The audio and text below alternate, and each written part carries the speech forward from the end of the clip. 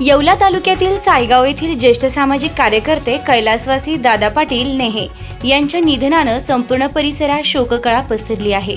त्यांच्या निधनाची बातमी समजताच विविध क्षेत्रातील मान्यवरांनी त्यांच्या राहत्या घरी भेट देत कुटुंबियांचं सांत्वन केलंय। याच पार्श्वभूमीवर माजी खासदार समीर भुजबळ यांनी सायगाव येथे नेहे कुटुंबियांच्या निवासस्थानी जाऊन कुटुंबियांची भेट घेतली व त्यांचे सांत्वन केले।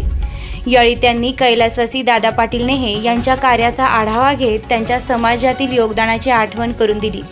खासदार समीर भुजबळ म्हणाले की कैलासवासी दादा पाटील नेहे हे समाजकार्याची जाणीव असलेले आणि लोकांच्या प्रश्नांसाठी नेहमीच पुढाकार घेणारे व्यक्तिमत्व होते। विशेषतः मांजरपाडा कॅनलच्या कामासाठी त्यांनी सातत्याने पाठपुरावा केला। या कॅनलचं पाणी परिसरात शेतकऱ्यांपर्यंत पोहोचावे यासाठी ते शेवटपर्यंत सक्रिय राहिले होते। मांजरपाडा कॅनलला जेव्हा पहिल्यांदा पाणी आले त्या ऐतिहासिक क्षणी त्यांच्या हस्ते पाणी पूजन करण्यात आलं। त्या प्रसंगाची आठवण करून देत समीर भुजबळ यांनी जुन्या आठवणींना उजाळा दिला।